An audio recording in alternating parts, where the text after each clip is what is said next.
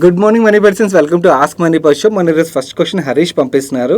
I want to express my gratitude for the fantastic content you are providing. Most welcome అండి. It's remarkable to see the sustainable growth in Zen Technology stock price with its PE ratio currently at 131 compared to sectoral PE of around 30. Additionally, the intrinsic value of the company is estimated to be around 129 rupees. Given these factors, along with their impressive results and sustainable order book of 500 crores, does the stock still appear to be in favorable position? I currently hold relatively small quantity of this stock with an average acquisition price of around 380 rupees. Would this be suitable time to consider averaging up my portion? Okay hi Harish.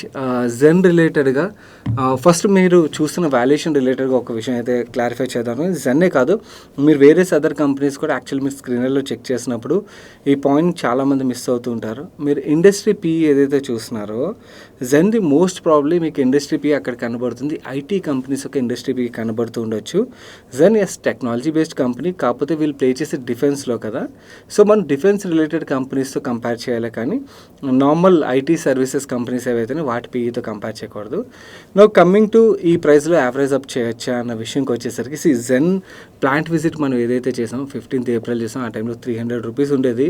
But within short period last Friday closure చూసినట్టయితే 780 rupees, అంటే 150% పెరిగింది కదా. 150% growth ఇంత short పీరియడ్లో అన్నది it's a remarkable growth అన్నమాట. And ఈ వాల్యుయేషన్లోని yes వీళ్ళ నెంబర్స్ లాస్ట్ 2 quartersగా బాగా డెలివర్ చేస్తున్నారు. ఆర్డర్ బుక్ బాగుంది, ప్రమోటర్స్ మంచోళ్ళు, బిజినెస్ బాగుంది. కానీ కరెంట్ వాల్యుయేషన్స్ అయితే ఐ ఫీల్ అన్కంఫర్టబుల్. నేనైతే పర్సనల్లీ ఫ్రెష్ బయింగ్ విషయం అయితే చాలా దూరం, ఈవెన్ యావరేజ్ అప్ చేయడానికి కూడా భయపడతాను. స్టాక్ పెరగదు అన్నది నా ఉద్దేశం కాదు.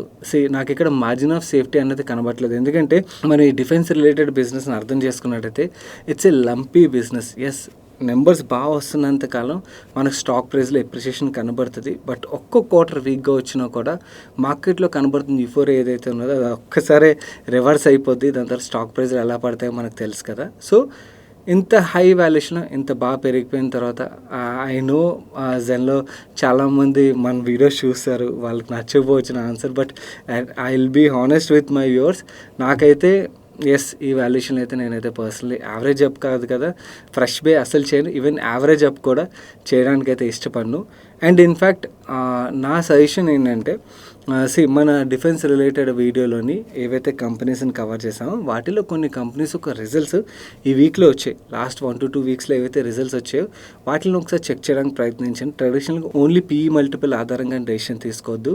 ఎందుకంటే వాళ్ళ పాస్ట్లో వేరియస్ ఫ్యాక్టర్స్ వల్ల మీకు ఎర్నింగ్స్లో ప్రెషర్ కనబడి ఉండొచ్చు. బట్ గుడ్ బ్యాలెన్స్ షీట్లు ఉండి మంచి నెంబర్స్ డెలివర్ చేస్తూ ఈవెన్ మేనేజ్మెంట్ కూడా వాళ్ళు మంచి ఆర్డర్ బుక్ అది బిల్డ్ అవుతుందని చెప్పి ఏవైతే నెంబర్స్ వచ్చాయో అవైతే నాకు కొంచెం బెటర్ వాల్యుయేషన్లో దొరుకుతున్నాయి అన్నది నా వ్యూ.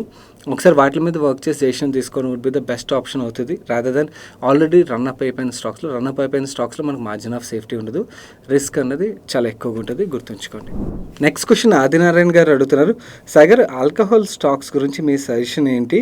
కమింగ్ ఎలక్షన్లోని ఆల్కహాల్ కన్జంప్షన్ బాగా ఇంక్రీజ్ అవ్వచ్చు కదా, so please give me your suggestion about alcohol stocks. Okay, Adinarayana గారు, ఓకే, ఆయన క్వశ్చన్ ఆన్సర్ చేసాము. స్మాల్ రిమైండర్ గైస్, మీలో ఎవరైనా ఏదైనా క్వశ్చన్ ఉంటే మమ్మల్ని అడగాలనిపించినట్టయితే కింద కామెంట్ సెక్షన్లో ఇక్కడ స్క్రీన్ మీద చూపిస్తున్న విధంగా #AskMoneyPerson రాసి మీ క్వశ్చన్ అయితే డీటెయిల్గా రాయండి. అండ్ అలాగే ఈ షోలో ఏవైతే క్వశ్చన్స్ మేము ఆన్సర్ చేస్తున్నామో మీకు హెల్ప్ఫుల్ అవుతున్నాయని అనిపించినట్టయితే వీడియోని తప్పకుండా లైక్ చేయడం మర్చిపోకండి.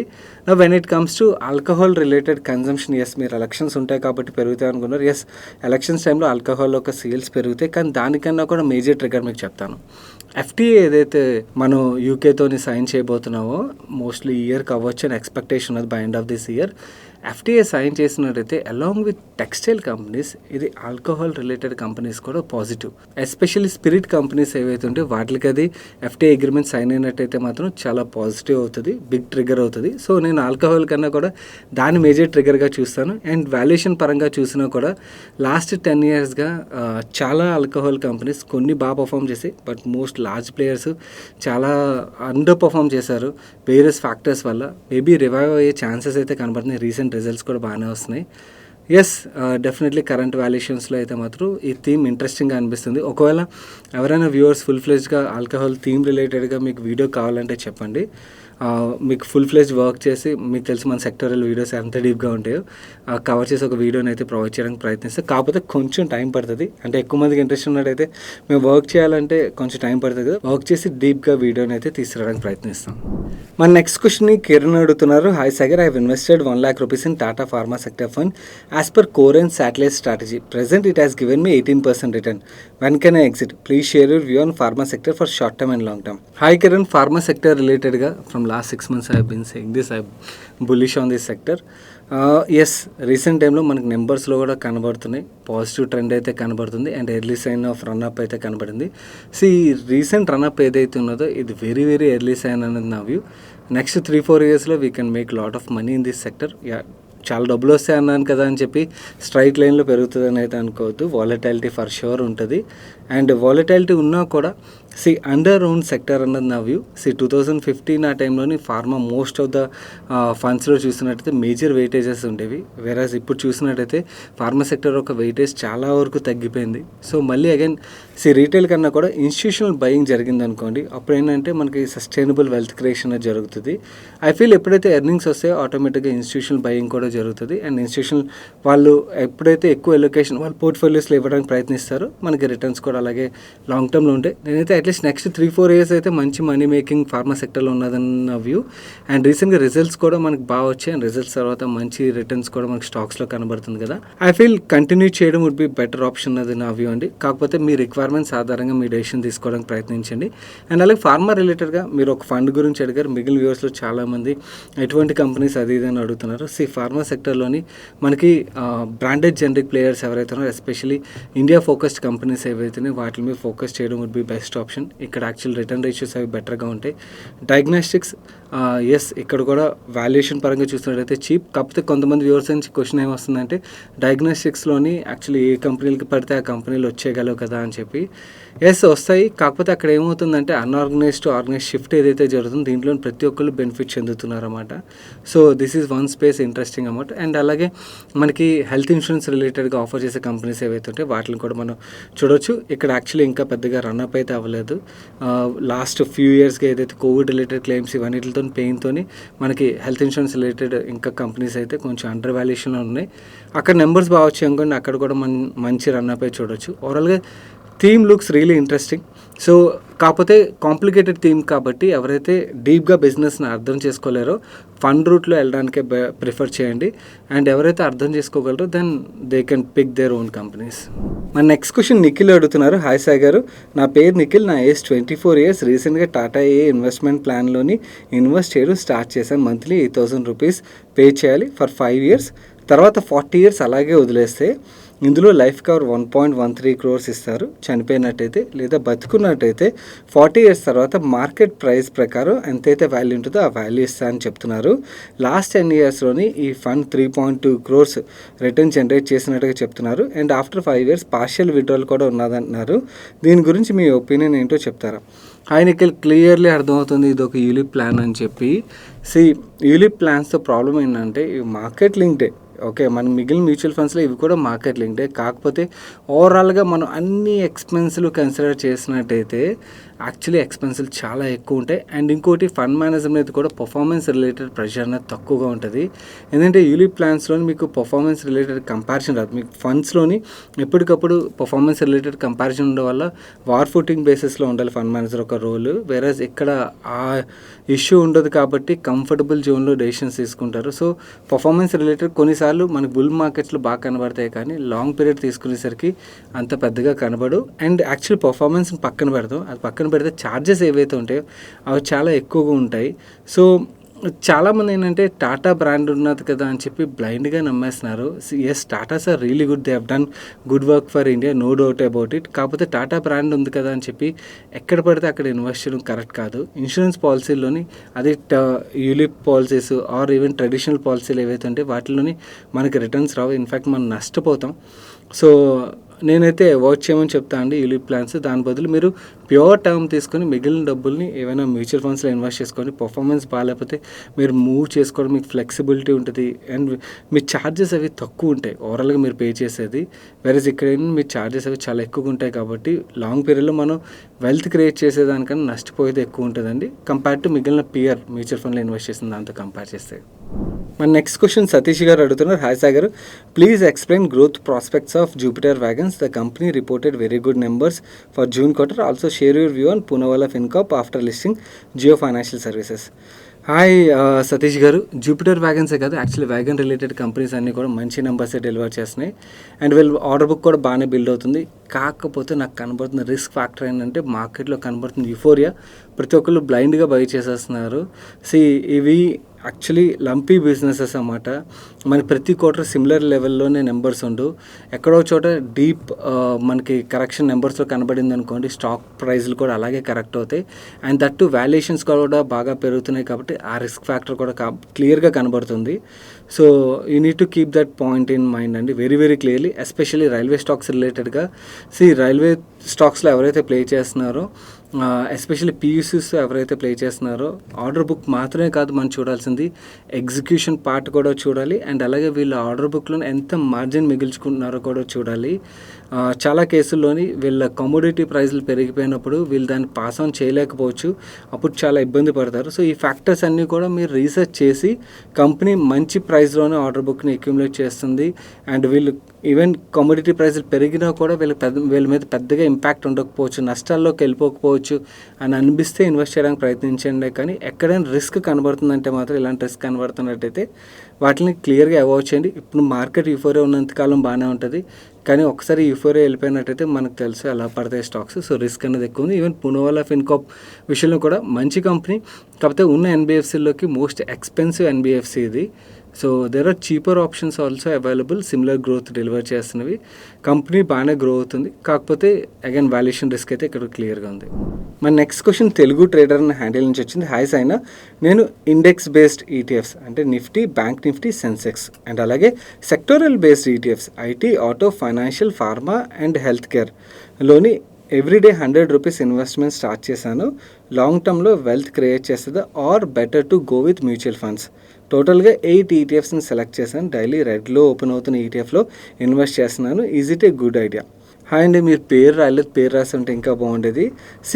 ETFs is also a mutual funds అండి. నా ఈటీఎఫ్స్కి వెళ్ళాలా మ్యూచువల్ ఫండ్కి వెళ్ళాలా నచ్చండి, అక్కడ ఒక క్లారిటీ ఇద్దాం అనుకున్నాను. ETF is also a mutual fund, ఎక్స్చేంజ్లో ట్రేడ్ అవుతాయి ఇవి. Okay, now when it comes to me question విషయంకి వచ్చేసరికి, ఎస్ 8 ఈజ్ ఫైన్. మీరు సెలెక్ట్ చేసుకున్నవి సెక్టర్లు అండ్ అలాగే మేజర్ లార్జ్ ఇండెక్స్లు సెలెక్ట్ చేసుకున్నారు. కాకపోతే ప్రాసెస్ పార్ట్ ఏదైతేనో అదే నాకు మోస్ట్ కాంప్లికేటెడ్ అనిపిస్తుంది. ఎవ్రీడే 100 రూపీస్ ఇన్వెస్ట్ చేయడం అండ్ ఏది పడితే అది ఇన్వెస్ట్ చేయడం, ఇవన్నీ చాలా హ్యూమన్ ఇంటర్వెన్షన్ వస్తుంది అండ్ అది చాలా టీడియస్ జాబ్. దాని బదులు మనం వేరే వర్క్ మీద ఫోకస్ చేయొచ్చు. సో దానివల్ల ప్రొడక్టివిటీ పెరుగుతుంది, మీ ఎర్నింగ్స్ కూడా పెరుగుతాయి. సో మీరు ఈ పార్ట్ ఏదైతే ఉందో ఇన్వెస్టింగ్ పార్ట్ని ఆటోమేట్ చేశాను, అంటే ఎస్ఐపి చేసుకోండి. పర్టికులర్ డేట్స్ పెట్టుకుని మీకు ఒకవేళ monthly once is enough. Actual నేనైతే మంత్లీ వన్సే ప్రిఫర్ చేస్తాను, బట్ స్టిల్ ఇంకా చాలామంది కాంప్లికేట్ చేయడానికి ప్రిఫర్ చేస్తారు కాబట్టి ఫోర్ట్నైట్ పెట్టుకోవాలన్నా 15 డేస్కి ఒకసారి అయినా you can try doing that. కాకపోతే ఇలా డైలీ 100 రూపీస్ అన్న పార్ట్ ఏదైతే చాలా కాంప్లికేటెడ్ ప్రాసెస్. ఈ ప్రాసెస్ని మాత్రం కరెక్ట్ చేసుకోండి. మీరు ఫండ్ సెలెక్ట్ చేసుకుని ఫైన్, కాకపోతే రిస్క్ ఎక్కువ ఉంటుంది. మీరు సెలెక్ట్ చేసుకున్న మొత్తం ఓవరాల్ ఏదైతే లొకేషన్ ఉన్నదో వాలటిలిటీ అన్నది ఎక్కువ ఉంటుంది, దాన్ని you have to bear with it. నవ్వుడి సండే ఫండే టైం. ఈసారి సండే ఫండేలో సజెషన్ విషయంకి వచ్చేసరికి లాస్ట్ వీక్లో హాట్స్టార్లోని జేడీ చక్రవర్తి గారిది దయా అని ఒక సిరీస్ అయితే చూసాను. బాగుంది సిరీస్, కాకపోతే పిల్లల్ని వాచ్ చేయండి, వైలెన్స్ చాలా ఎక్కువగా ఉంటుంది. But series is interesting, you can try మీద టైం ఉన్నట్టయితే. మా నెక్స్ట్ క్వశ్చన్ తిలక్ అడుగుతున్నారు. Hi Sagar, please clarify why Paushak stock is following, whether I can invest in this stock which is below 52 week low, also analyse the reason for the downfall. Hi Tilak garu. Okay, first Tilak గారికి answer చేసే ముందు have to give a disclosure. Personally I'm holding it and recently even last 1 మంత్లో కూడా add చేశాను. So this is on the disclosure part. So నేను invest చేశాను, నేను invest చేయొద్దు, దట్స్ నా రిస్క్ అప్డేట్ ఆధారంగా నేను తీసుకున్న డెసిషన్ ఇది. కమింగ్ టు స్టాక్ ఫాల్ రిలేటెడ్గా విషయంకి వచ్చేసరికి ఇట్స్ సింపుల్ అండి. Okay, most of the chemical companies ఏవైతే ప్రెషర్ చూస్తుందో పౌషక్ కూడా సిమిలర్ థింగ్ చూస్తుంది. ఈవెన్ రీసెంట్ ఏజిఎం అటెండ్ అయ్యారు, ఏజిఎం జరిగింది. ఎవరైతే ఇన్వెస్టర్స్ ఉంటారో ఏజిఎమ్స్ అవి అటెండ్ అవ్వడానికి ప్రయత్నించండి, you will get more clarity. Management కూడా క్లియర్గా చెప్పింది వాళ్ళ ప్లాన్ ఏంటి, అలాగే వాళ్ళ కెపాసిటీ ఎడిషన్ రిలేటెడ్గా ఇవన్నీ కూడా షేర్ చేశారు. బిజినెస్ పరంగా చాలా స్ట్రాంగ్ బిజినెస్ ఇది. సో ఈ బిజినెస్లోని వేరే వాళ్ళు ఎంటర్ అవ్వడానికి కూడా ఎంట్రీ బ్యారర్స్ అయితే చాలా స్ట్రాంగ్ ఉన్న బిజినెస్. నార్మల్గా మనకి ఏదైతే డంపింగ్ జరుగుతుందో ఈ డంపింగ్ వల్ల కరెంట్లీ వీళ్ళు ప్రెషర్ చూస్తూ ఉండొచ్చు, కానీ లాంగ్ టర్మ్లో వీళ్ళ మీద అంత ప్రెషర్ ఉండకపోవచ్చు కంపేర్ టు ఎవరైతే మనకి బల్క్ కెమికల్ కంపెనీస్ అండ్ అలాగే కమోటైజ్డ్ కెమికల్స్ తయారు చేసే కంపెనీస్ ఏవైతే ఉంటే వాళ్ళ మీద ప్రెషర్ లాంగ్ టర్మ్లో కూడా ఉండొచ్చు. వెరస్ ఇలాంటి కంపెనీస్కి ఇప్పుడు టెంపరీ పెయిన్ అయినా కూడా లాంగ్ టర్మ్లో బెటర్గా ఉంటుందని నా వ్యూ. సో ఈ ఫేజ్ని నేను అక్యుములేషన్ ఫేజ్ కింద తీసుకున్నాను. ఎస్, ఈవెన్ నేను కొన్న తర్వాత నుంచి కూడా అది చాలా నెగిటివ్లో ఉన్నది, but I'm okay with it. ఎందుకంటే బిజినెస్ పరంగా మాత్రం చాలా strong business and entry bearers చాలా హైగా ఉన్నది. సో ఇంత మూట్ ఉన్న బిజినెస్ కాబట్టి I'm looking at it for a long term in my personal holdings. మీకు సజెషన్ ఏంటంటే జనరల్లీ ఇలాంటి కంపెనీస్ అండ్ కాన్ఫరెన్స్ కాల్స్ అవి కండక్ట్ చేయవు కదా, అలాంటప్పుడు ఏజిఎమ్స్ జరిగినప్పుడు మిస్ అవ్వకుండా అటెండ్ అవ్వాలి. ఎందుకంటే అప్పుడే మనం మన క్వశ్చన్స్ని అడగగలం కదా మేనేజ్మెంట్ని. సో ఏజిఎమ్స్ అవి మిస్ అవ్వకండి, ఏవైతే మేనేజ్మెంట్స్ కాన్ఫరెన్స్ కాల్స్ అవి కండక్ట్ చేయవు. మన నెక్స్ట్ క్వశ్చన్ వేరే అడుగుతున్నారు. నేను స్టాక్ మార్కెట్ గురించి లాస్ట్ 2 years నుంచి అబ్జర్వ్ చేస్తూ వచ్చాను. నా ఫస్ట్ ఇన్వెస్ట్మెంట్ ఐపీఓ ద్వారా స్టార్ట్ చేశాను. గుడ్ ఐపీఓస్లో ఇన్వెస్ట్మెంట్ స్టార్ట్ చేశాను, కానీ అలాట్మెంట్ జరగట్లేదు. ఇప్పటివరకు రీసెంట్గా లిస్ట్ అయిన నెట్వెబ్ టెక్నాలజీ, సెన్కో, ఉత్కర్ష్, యథార్థ్ వీటిలోని నేను ప్రయత్నిస్తే యథార్థలో తప్ప మిగిలిన వీటిలో నాకు అలాట్మెంట్ రాలేదు. ఐపీఓ అలాట్మెంట్ జరగాలంటే ఏదైనా అదర్ ఆప్షన్స్ ఉంటే చెప్పండి. హైవేరా ఐపీఓలకి అలాంటి షార్ట్ కట్స్ ఏమి ఉండవు. మనం మల్టిపుల్ అకౌంట్స్ ద్వారా ప్రయత్నించడం మాత్రమే, ఆర్ ఈవెన్ హెచ్ఎన్ఏ కేటగిరీలో ప్రయత్నించడం తప్ప వేరే ఇంకేం షార్ట్ కట్స్ ఉండవు. ఇట్స్ ఓన్లీ ప్యూర్లీ లక్ తగిలితే వస్తుంది, లేకపోతే లేదు. అది కూడా డిమాండ్ ఉన్న ఐపీఓస్, డిమాండ్ లేని ఐపీఓలని అయితే అసలు ప్రయత్నించద్దు. మీరు ఫస్ట్ టైం ఇన్వెస్ట్ చేస్తున్నారు కాబట్టి ఎందుకు ఐపీఓల ద్వారానే ఎందుకు? ఆల్రెడీ లిస్టెడ్ కంపెనీస్ ఉన్నాయి కదా, లిస్టెడ్ కంపెనీస్లో కూడా మీకు మంచి వాల్యుయేషన్లో ఉన్న కంపెనీస్ చాలానే ఉంటాయి, వాటి ద్వారా ఇన్వెస్ట్ చేయడానికి ప్రయత్నించండి.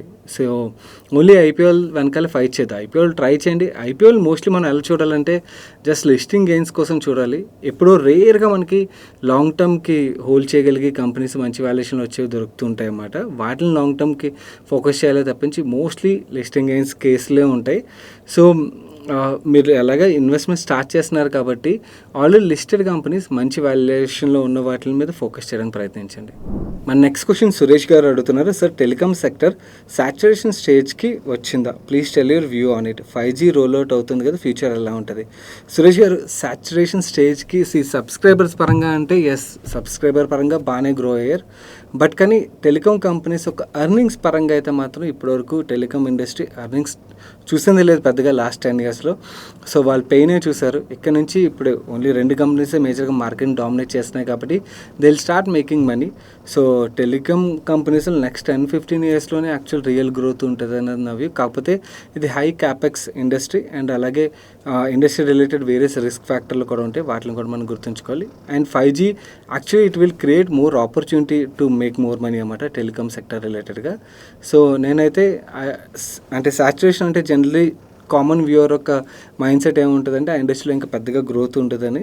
బట్ నో, నేనైతే I don't agree with it. మన నెక్స్ట్ క్వశ్చన్ హర్ష అడుగుతున్నారు. Hi Sai bro, recently I came across a stock call Tata AIA Tools.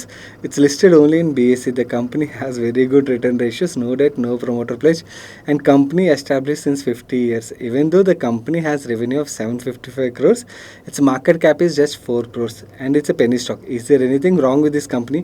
Why did market ignore this company? Harsha, నేను మీకు ఛాలెంజ్ చేస్తాను, ఈ స్టాక్ని కొనడానికి ప్రయత్నించండి, కొనగలిగితే ట్రై చేయండి. సో చాలామంది పెద్ద వాళ్ళు చాలా రోజులుగా ప్రయత్నిస్తున్నారు, దొరకదు. ఎందుకంటే ప్రమోటర్ రిలేటెడ్ ఫ్యామిలీస్ దగ్గర మోస్ట్ ఆఫ్ ద ఫ్లోట్ ఉన్నదన్నమాట, స్టాక్ వాళ్ళ దగ్గర ఉన్నది. సో అందుకే మీకు ఎక్కడ ట్రేడ్ అన్నదే జరగదు. చాలామంది యాక్చువల్లీ ప్రతిరోజు బై చేయడానికి ప్రయత్నిస్తున్న వాళ్ళు నాకు తెలిసి చాలా రోజులుగా. సో ఎవరికి దొరకదండి. ఎస్, వాల్యుయేషన్ పరంగా డెఫినెట్లీ మీరు ఏదైతే అన్ని నెంబర్స్ ఆలోచించి చూసారో అవన్నీ కరెక్టే. అండ్ మార్కెట్ క్యాప్ అయితే జస్టిఫై చేయదు. ఇది మార్కెట్ కూడా తెలుసు, అందుకని చాలామంది ప్రయత్నిస్తారు. ఓకే, దొరికితే ఈవెన్ యాక్చువల్లీ ఆఫ్ మార్కెట్లో సెల్ చేసినా కూడా దాని ప్రైస్ చాలా ఎక్కువ దొరుకుతుంది. సో అలా కూడా ప్రయత్నించే వాళ్ళు చాలామంది ఉన్నారు, కానీ you will not get it అండి. So that's it for today's ask money Paushak guys. వీడియోని ఇప్పటికి లైక్ చేయండి, వీడియోని తప్పకుండా లైక్ చేయండి. మీ ఫ్రెండ్స్ అండ్ ఫ్యామిలీ మెంబర్స్కి ఆన్సర్స్ హెల్ప్ఫుల్ అవుతాయండి, వాళ్ళు తప్పకుండా షేర్ చేయండి. అండ్ అలాగే ఈ వీకెండ్లో మన ఛానల్లో వచ్చిన వీడియోస్ ఏవైతే ఉంటే మిస్ అయినట్టయితే ఇక్కడ ఎండ్ కాల్ వస్తే మిస్ అవ్వకుండా చూడడానికి ప్రయత్నించండి. నేను సాయి కృష్ణ పత్రి మరొక ఇంట్రెస్టింగ్ వీడియోతో ముందుకు వస్తాను. Till then bye, take care.